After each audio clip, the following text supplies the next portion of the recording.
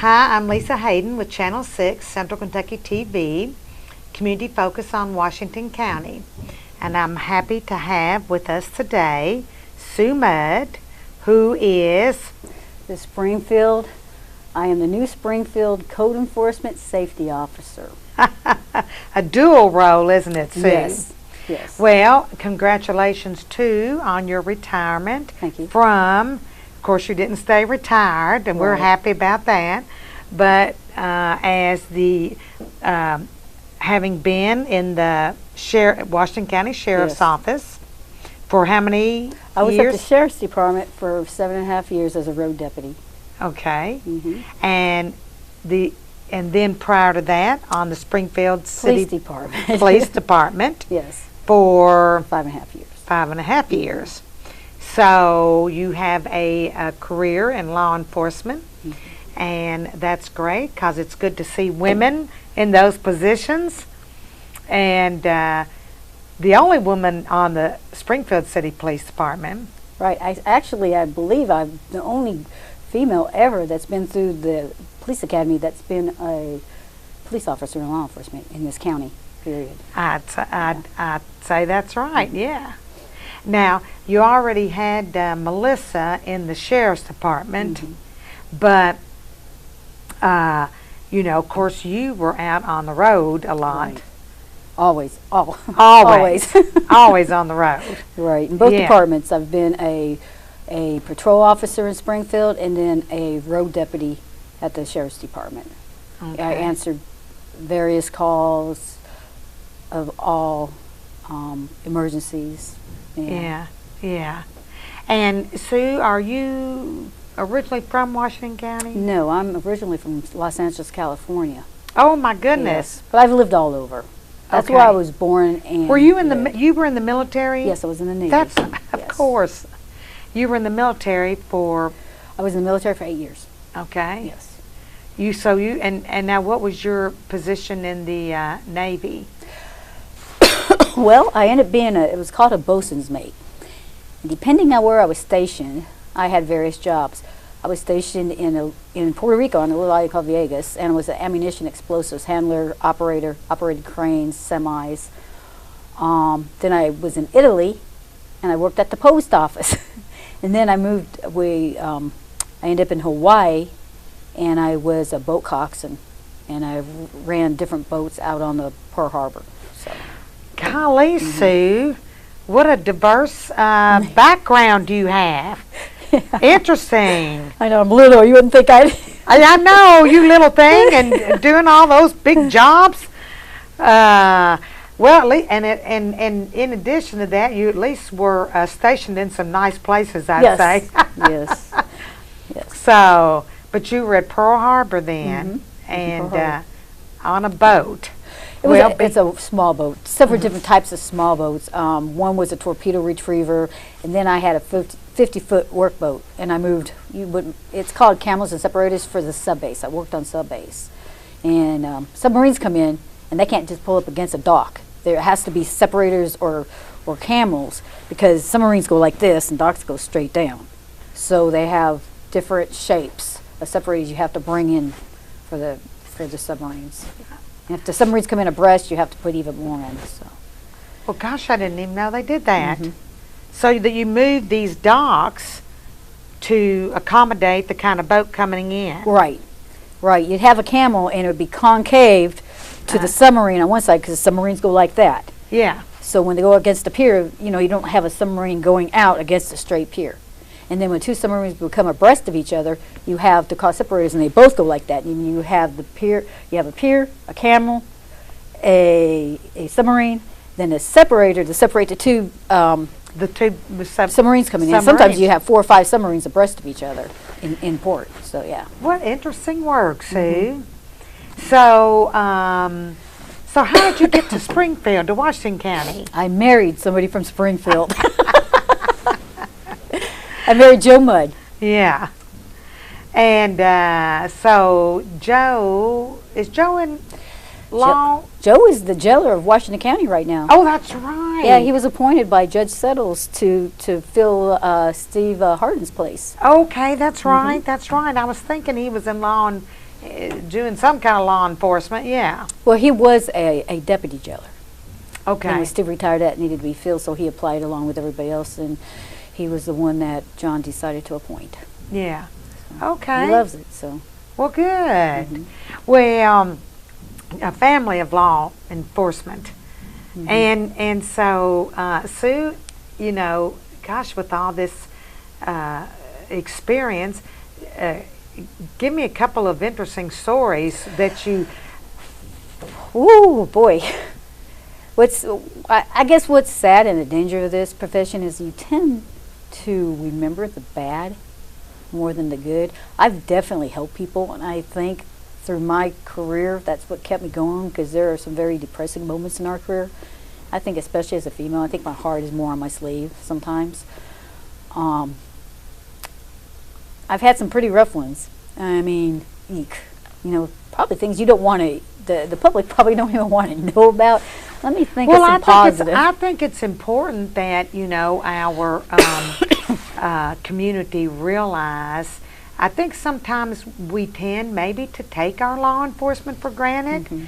And, you know, you think they're going to respond.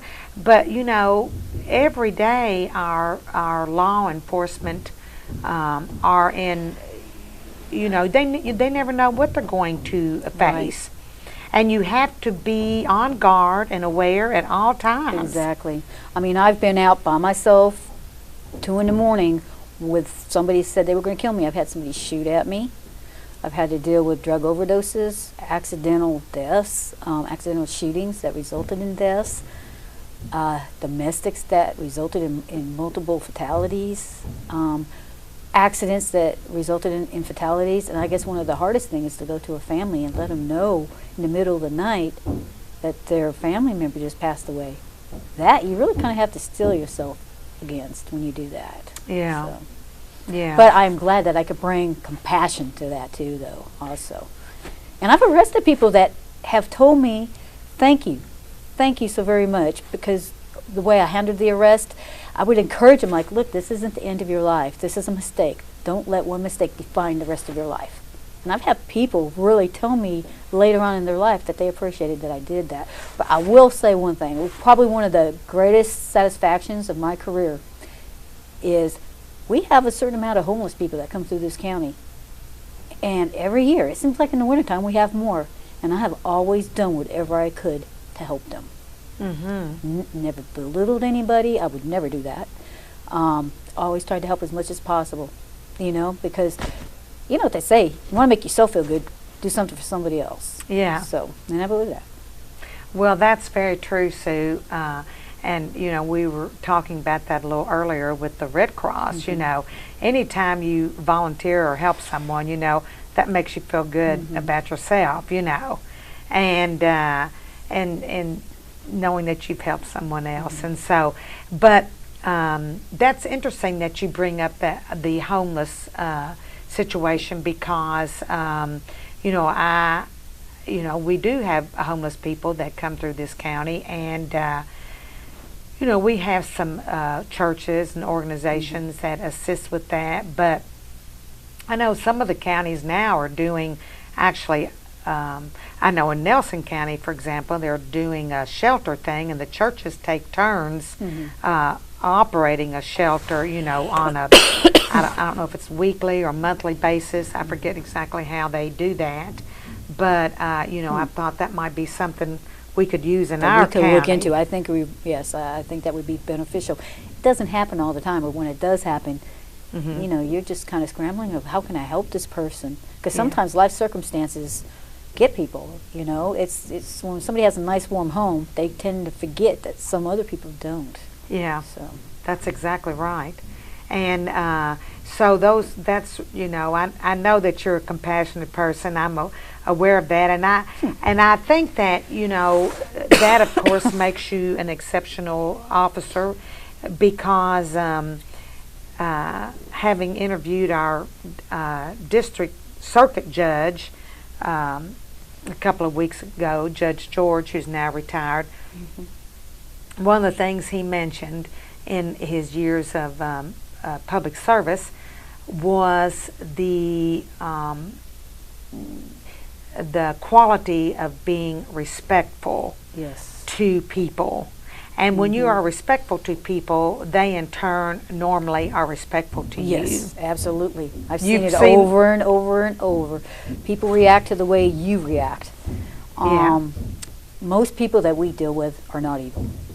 Now, there are some evil people in the world, but most people we deal with are not evil.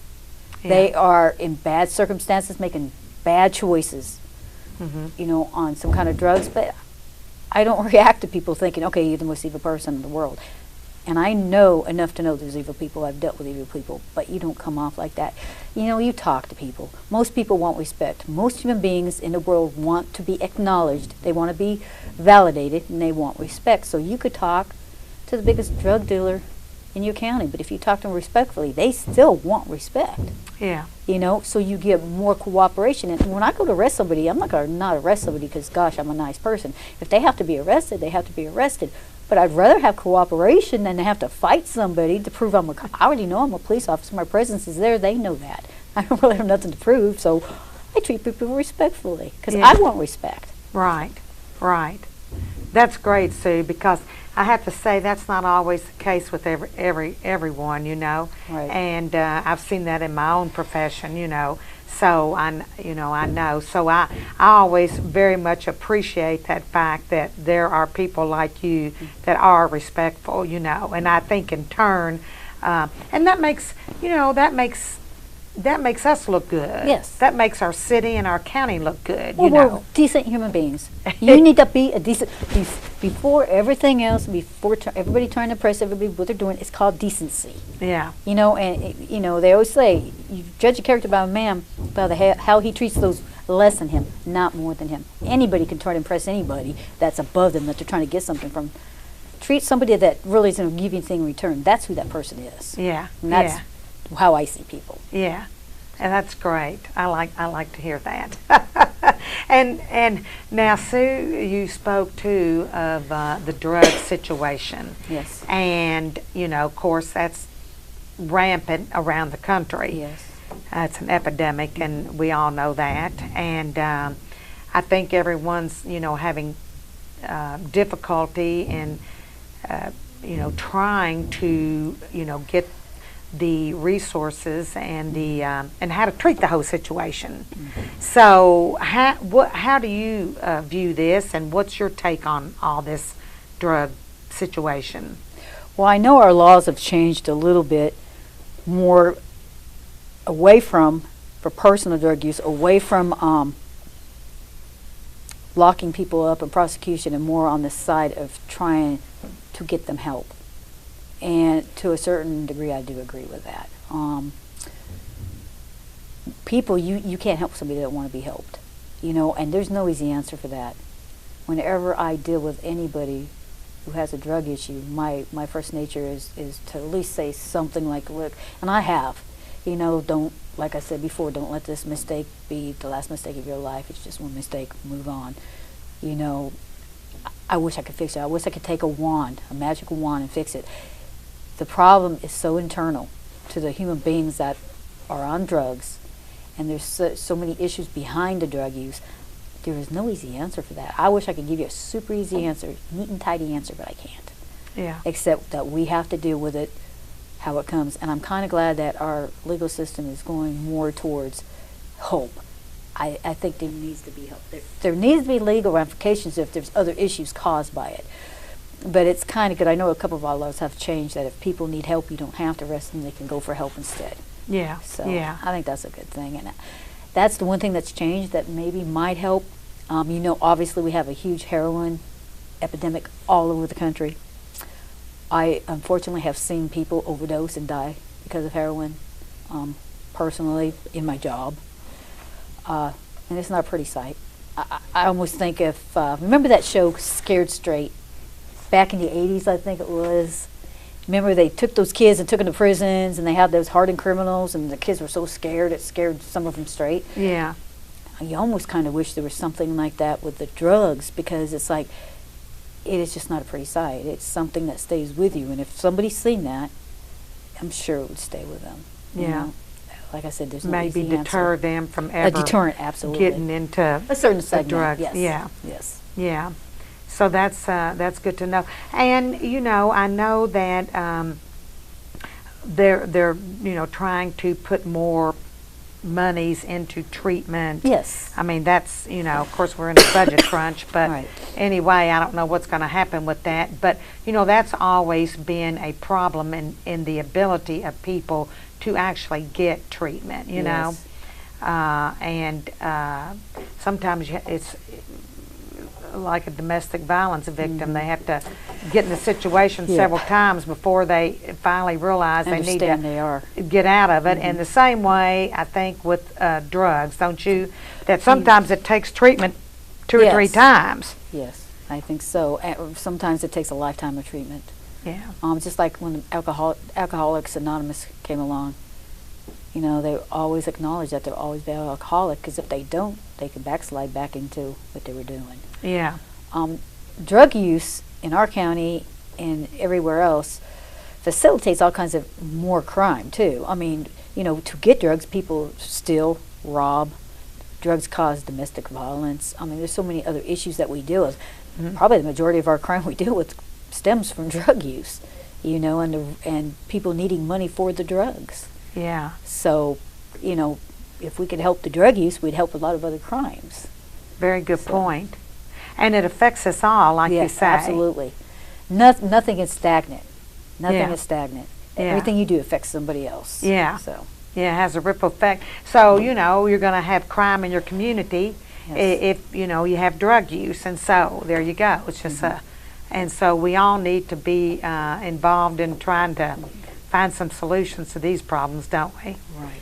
And so now, Sue, but you're kind of out of some of that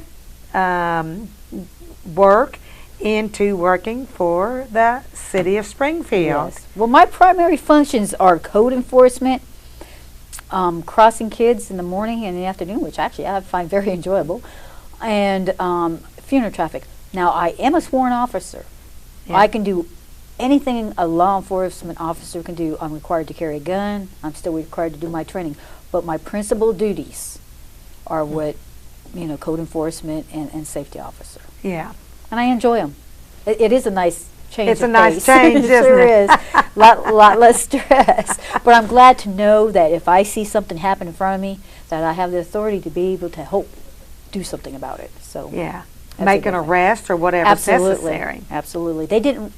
They did not want to waste my skills and expertise. And so when we realized that, hey, let's just go ahead and swear you in and make you even more helpful to the community. Yeah. So, Yeah, it's a great thing. It's a great thing, and so of course you do the safety officer for the which you go to the you assist at funerals. yes. You do the school crossings Yes.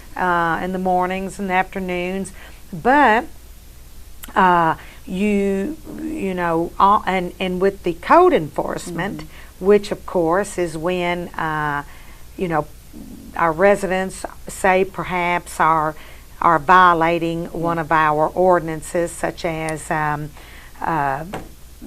Lawns, not mowing parking, the lawn, leaving trash in the yard, old cars in the yard, old cars on the streets is the ones I've dealt with. So those are things that, of course, cities, people don't even think about those Right. things. That we have to enforce our ordinances, which we want our city to look nice, our neighborhoods to look nice, and so there's things like that. There's things about signs with Yes. businesses, and you have to check on all of those things. If a neighbor complains that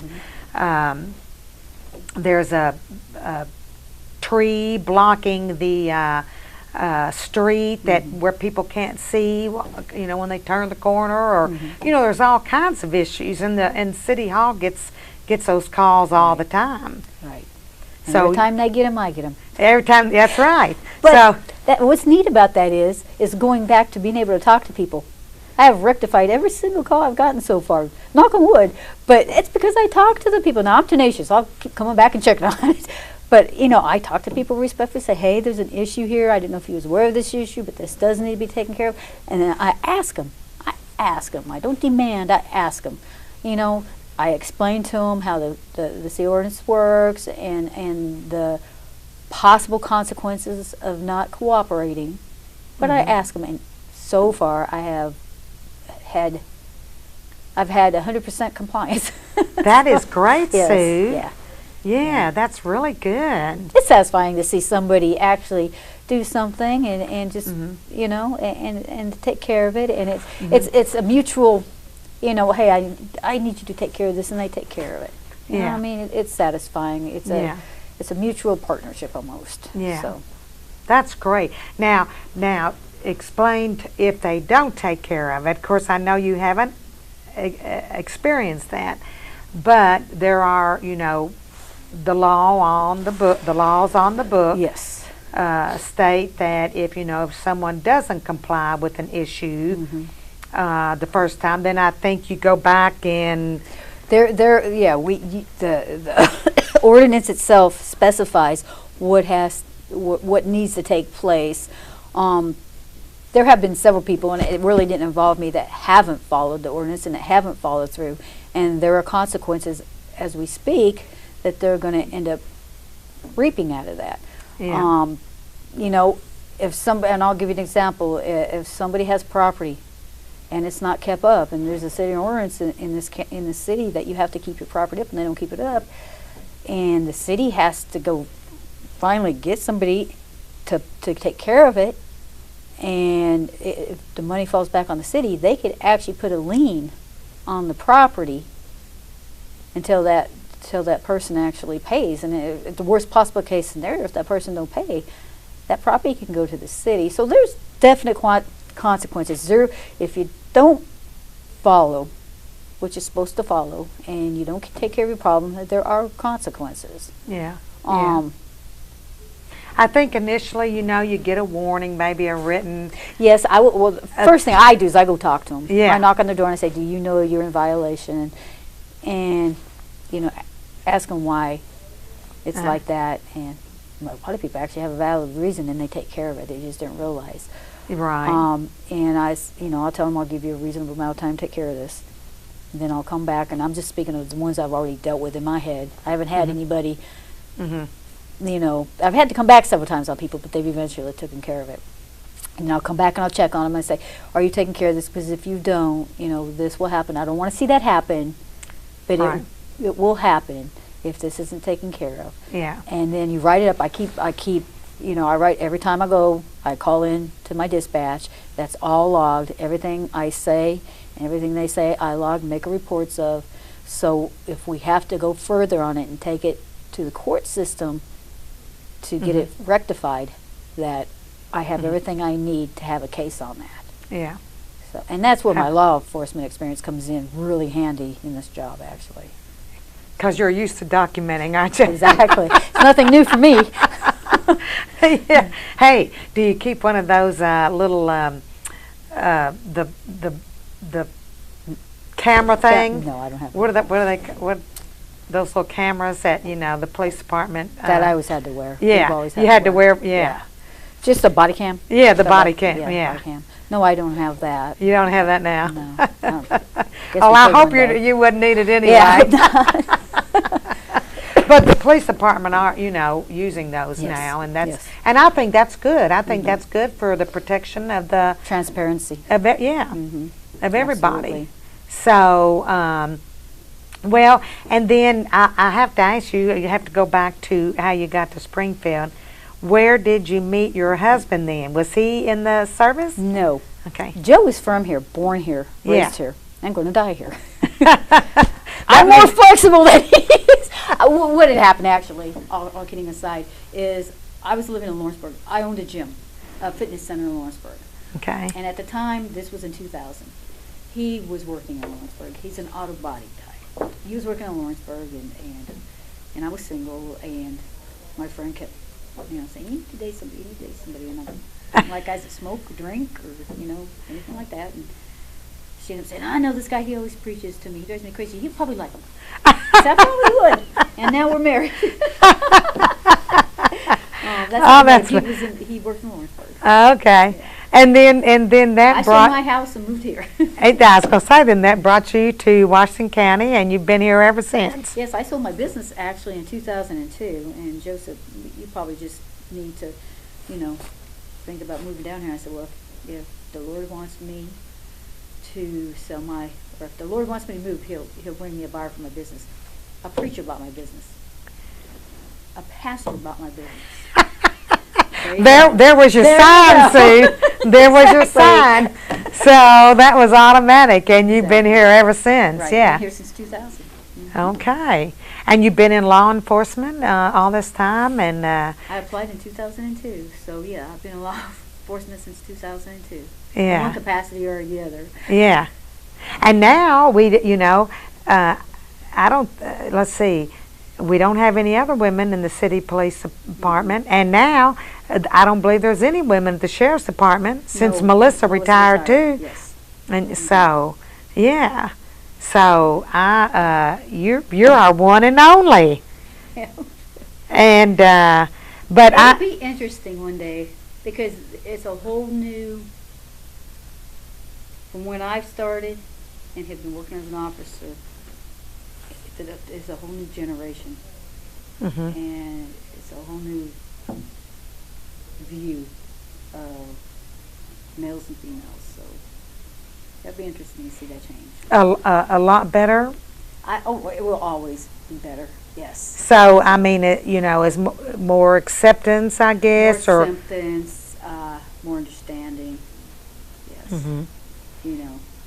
So that's a good thing. Oh yeah, and I'm not complaining at all. I mean, like I said, I've been the only female officer to ever be on the road, and that's unusual and unique. And sometimes we respond differently to situations, Mhm. than men do, and I think we complement each other because of that. Mhm. We talk.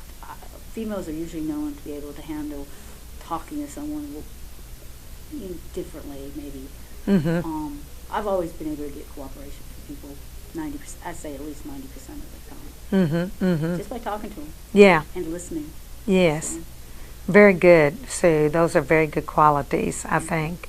And people don't realize too maybe how much training a police officer gets.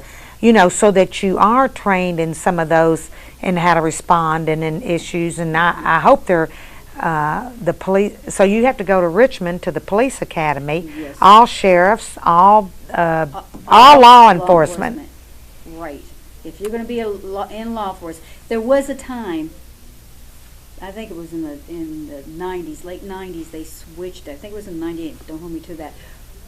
Before that, you actually didn't have to have any training. Right. And I would have never believed that was even possible. But then anybody who was in the system at that time was able to be grandfathered in, so they didn't have to. They could go to the academy, but they didn't have to. Yeah. But my whole tenure in law enforcement, yes, you definitely have to go to the academy, and it's stringent, and it's one of the highest rated academies in the country. And when I graduated academy, I felt proud because I knew I made an effort. Yeah. It wasn't something like, oh heck, it was nothing. No, I was like, phew, boy, I have something to be proud of. Yes. So the Yes, Academy of indeed. Richmond is one of the toughest academies in the country. And we have people that are interested in getting into the law enforcement field, but they can't get through the academy Well, you have for various reasons. Right, and you have pops. You have to pass all kinds of tests. It's not like, gee whiz, I'll be a police officer and you become a police officer. It takes at least a year from the time a candidate applies to where they're actually on the road by themselves, and the money you invested is starting to be returned. Yeah. So, and with good cause. I mean, we're held to such a higher standard than the general public, which we should be. We should be. We have a lot of power, and with a lot of power comes a lot of responsibility. So we should be held to a higher standard. But we are human beings. We're subject to make mistakes. But we are held to a higher standard, and it should be that way. Yeah. Yeah. But that's why we have training. And we have to go to training 1 week at least every year to keep it's called your POP certification. And that you go to Richmond, you go to several different satellite sites that you can go to to keep up and that's just minimum. Mm-hmm. That's just minimum. There's also other training. Is that so? When you say 1 week, you mean 40 hours? Yes, 40 hours. Mm-hmm. Exactly. And then when you first go to the academy to become a law enforcement officer, I know, of course, are stringent physical requirements you have to pass, and I know people that haven't been able to get through that. Right. And then you have the mental health area. Yes. You have to be able to pass psychological evaluations, and then you have the training itself in the law, and I don't even know what all the training areas are. Yeah, there's some. But the Red Cross actually, because it's CPR. You learn CPR, you learn medical, you learn all kinds of facets of law, which are very important. In physical training, self-defense, legal. Yeah, there's a lot of legal. Mm-hmm. It's amazing how much you learn. Yeah. In law enforcement. Feel like a lawyer when you get out. You really do, and it's kind of funny because we deal with the law all the time, but the law changes, so you have to also keep up on that. They have a lot of legal updates at the academy, and those are some of the courses I take sometimes every year for a couple of days, just so I can keep up on it. Yeah, yeah. And then, of course, you have to learn how to shoot. Yeah, oh yeah, you have firearms. You got your firearms training. Yes. And so, because there's like, is it 6, how many months? No, let's see. It's 24 weeks right now. 24 weeks. But it's dropping back down, I believe, to 22 weeks. Don't hold me to that. Okay. But yeah, it's 20-ish plus weeks. Mm-hmm. And it's so long. that's 6 months, You stay. You come home on the weekends. You come home on a Friday, but you got to be back Sunday night, and you stay all the way through. Yeah. And you stay. They have dorms there, and you stay all week long, and that's 24 weeks. That's a lot, and you have to pass all that before you're actually certified to become an officer. Right. So people, I don't know if people realize just how detailed and involved that is. Right. And you just can't put anybody out on the street. No, and you wouldn't want to. Exactly. This. Yeah. So, well, I thank you for your service, Sue. I really appreciate that. Your service in the Navy as well. And thank you for serving our country and now serving our county and now our city. Oh. So thank you, and I appreciate your continuing your service and with our city. And when people see you around, they'll say, well, there's our safety officer, our code enforcement officer, and who's doing a great job for Springfield. You're welcome. Thank you. So thank you, Sue.